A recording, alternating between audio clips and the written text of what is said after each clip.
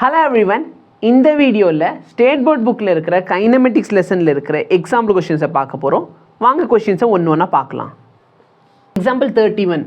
A velocity time graph is shown for the particle moving in x direction. So velocity ஓடலி 0, 20, 40, 60, 80 உங்களுக்கு எந்த அளவுக்கு கிளியராக தெரியுது நான் பார்த்துக்கிறேன். ஓகே, என்னை விட உங்களுக்கு நல்ல கிளியராக தெரியுதுப்பா. ஓகே, என்ன கேள்வி கேட்குறாங்க?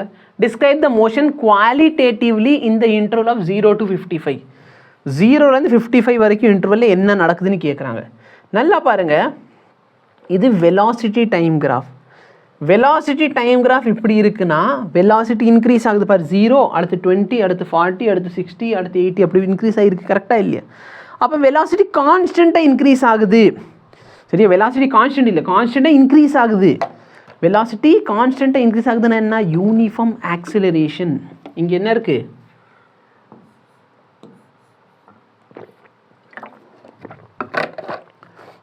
அடுத்து ஏ டு பி பாரு.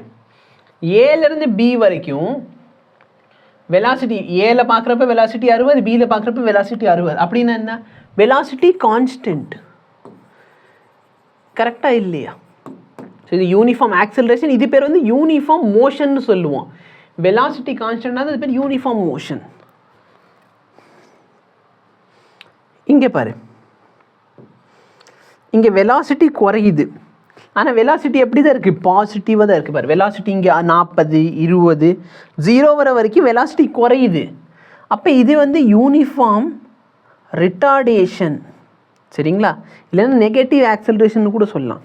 அதாவது ஃபஸ்ட்டு நல்லா பாரு, நான் 0 ஸ்பீடில் இருக்கேன். இனி ஆக்சிலேட் பண்ணி என் ஸ்பீடை கூட்டிக்கிட்டே கொண்டு போகிறீங்க 60 ஸ்பீடு. அடுத்து நான் 60 ஸ்பீடில் கான்ஸ்டண்ட்டாக போகிறேன். அடுத்து என் வேகத்தை என்ன பண்ணுறீங்க? நீங்கள் பிரேக் அடித்து குறைக்கிறீங்க. அப்போ என் வேகம் பிரேக் அடித்து குறையுது. நான் ஃபஸ்ட்டு வேகமாக போய்கிட்டே இருக்கேன், அடுத்து கான்ஸ்டன்ட் போகிறோம், பிரேக் அடித்து வேகத்தை குறைக்கிறீங்க. வெலாசிட்டி 0 வர வரைக்கும் இங்கே யூனிஃபார்ம் ரிட்டார்டேஷன். ஆனால் வெலாசிட்டி எப்படி இருக்குது? பாசிட்டிவாக இருக்குது. சிலேருந்து டி வரைக்கும் பார்த்தோன்னா வெலாசிட்டி அகைன் குறையுது. அப்படின்னா யூனிஃபார்ம் ரிட்டார்டேஷன் தான். ஆனால் டிஃப்ரென்ஸ் என்னன்னா வெலாசிட்டி இப்போ நெகட்டிவ். அப்போ நான் ஃபஸ்ட்டு வந்து முன்னாடி போயிருக்கேன்னா வெலாசிட்டி குறைச்சிட்டு என் வெலாசிட்டி 0 இருக்குது. அதுக்கப்புறம் நான் என்ன பண்ணுறேன்? நெகட்டிவ் வெலாசிட்டினா என்ன? உல்ட்டாவாக நடக்க ஆரம்பிச்சிருக்கேன். அப்போ வெலாசிட்டி உல்ட்டாவாக இருக்குன்னா என்ன அர்த்தம்? நெகட்டிவ் வெலாசிட்டினா என்ன அர்த்தம்? நான் பேக்வர்ட் டைரெக்ஷனில் வரேன்.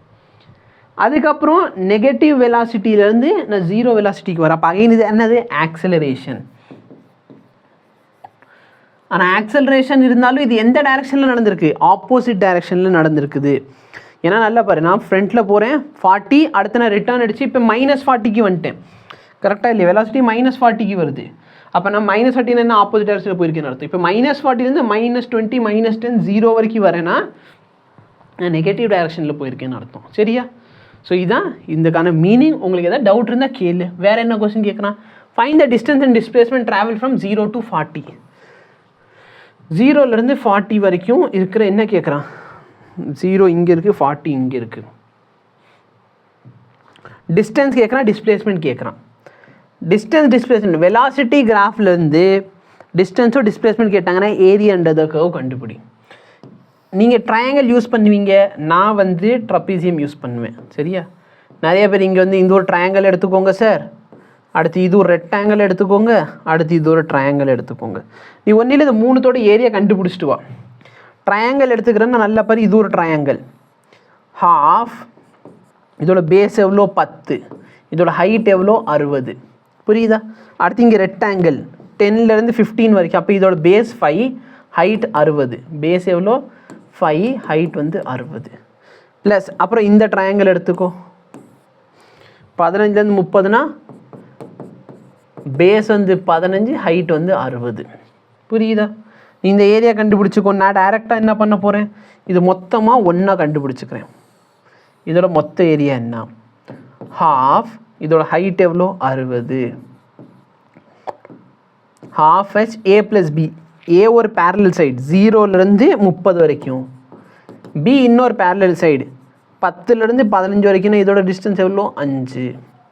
அப்போ 30 × 35 1050. புரிஞ்சா? நீ இதை கண்டுபிடிச்சாலும் சேம் ஆன்சர் வரும். எப்படி சார் சேம் ஆன்சர் வரும்? 60 600 600 2ஆல் டிவைட் பண்ணால் 300. ப்ளஸ் இது ஒரு 300, இதை கேன்சல் பண்ணால் 30, 450 எல்லாத்தையும் கூட்டினா சேம் ஆன்சர். பட் எனக்கு ட்ரப்பிசியம் யூஸ் பண்ண பிடிச்சிருக்குன்னா ட்ரப்பிசியம் யூஸ் பண்ண, நீ ட்ரையாங்கிள் ரெக்டாங்கிள் அப்படி யூஸ் பண்ணால் பண்ணிக்கோ. இப்போ இங்கே பாரு 40 வரைக்கும் தான் கேட்டிருக்கேன், 55 வரைக்கும் கேட்கல. ஸோ 40 வரைக்கும் தான் கேட்குறாங்கன்னா இந்த ட்ரையாங்கிள் மட்டும் கேட்குறாங்க.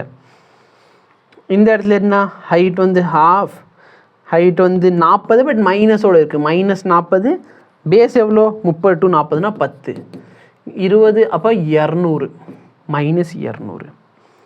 இப்போ நல்லா பாரு, நான் பாசிட்டிவ் போயிருக்கேன் சரியா, நான் திரும்பி இங்கிட்ட நடந்து வந்திருக்கேன். நான் எவ்வளோ முன்னாடி போயிருக்கேன், 1050 முன்னாடி போயிருக்கேன். பின்னாடி வந்திருக்கேன், எவ்வளோ வந்திருக்கேன், 200 வந்திருக்கேன். அப்போ கொஞ்சம் திங்க் பண்ணு, நான் இங்கேருந்து 1050 முன்னாடி போயிருக்கேன், பின்னாடி எவ்வளோ தூரம் வந்திருக்கேன், 200 பின்னாடி வந்திருக்கேன். அப்போ என் டிஸ்டன்ஸ் எவ்வளோ, டிஸ்டன்ஸ் எவ்வளோ, முன்னாடி போயிட்டு பின்னாடி வந்திருக்க, டோட்டல் என்ன ஆயிடுச்சு 1250. டிஸ்பிளேஸ்மெண்ட் எவ்வளோ,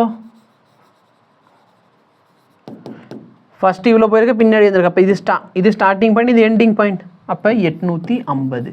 சிம்பிள் லாஜிக் என்ன சார், சப்போஸ் வந்து ஸ்கேலார் குவான்டிட்டி கேட்டாங்கன்னா இந்த ஏரியாவையும் இந்த ஏரியாவை ஆட் பண்ணு, இதோட ஏரியா A1 இதோட ஏரியா A2ன்னு எடுத்தனா ஸ்கேலார் குவான்டிட்டியாக இருந்தால் A1 A2 ஆட் பண்ணு, வெக்டாராக இருந்துச்சுன்னா நெகட்டிவாக இருந்துச்சுன்னா மைனஸ் பண்ணிடு, அவ்வளோதான் கான்செப்ட். புரிஞ்சா? அடுத்த கொஸ்டின் என்ன, find the acceleration at t is equal to 5. t is equal to 5 இல்லை, t is equal to 5 இங்கே இருக்குது, t is equal to 5 இங்கே இருக்குது. அப்போ இந்த இடத்துலையும் ஆக்சிலரேஷன் எவ்வளோ, ஆக்சிலரேஷன் கேட்குறாங்க, velocity time graph, velocity by time the acceleration, அதாவது சேஞ்ச் இன் வெலாசிட்டி இல்லை tan θ கண்டுபிடி. இதுதான் சேஞ்ச் இன் வெலாசிட்டி. எவ்வளோ சார், ஸ்டார்டிங்கில் 0 இருந்தீங்க, ஃபைனலாக 60க்கு போயிருக்கீங்க. அப்போ சேஞ்ச் வந்து 60 - 0. டைம் எவ்வளோ சார் ஆகிருக்குது, அதுக்கு டைம் வந்து 0லேருந்து 10, கரெக்டாக இல்லையா? அப்போ r m/s². At t is equal to 20, t is equal to 20 தான் இங்கே. அப்போ இந்த பிளேஸில் கேட்குறாங்க. நல்லா பாரு, என்னோட final velocity 0, initial velocity, so நல்லா பாரு இங்கேருந்து இங்கே வந்திருக்கீங்க. So final velocity 0, initial velocity எவ்வளோ 60. டைம், ஃபைனல் டைம் எவ்வளோ சார் 30, இனிஷியல் டைம் எவ்வளோ 15, -60/15 which is equal to 4 m/s² with negative sign. இந்த நெகட்டிவ் எதை ரெப்ரசென்ட் பண்ணுது, ரிட்டார்டேஷனை ரெப்ரசென்ட் பண்ணுது. ஸோ இதுதான் கொஸ்டின், வேறு ஏதாச்சும் இருக்கா இதில், அவ்வளோதான் கொஸ்டின் சரியா. இப்போ 3 சப்டிவிஷன் வச்சு எல்லாத்தையும் சொல்லி கொடுத்துட்டு உங்களுக்கு டவுட் இருந்தால் கேளுங்க, கண்டிப்பாக என்னால் முடிஞ்ச அளவுக்கு நான் சொல்லித்தரேன். தேங்க்யூ.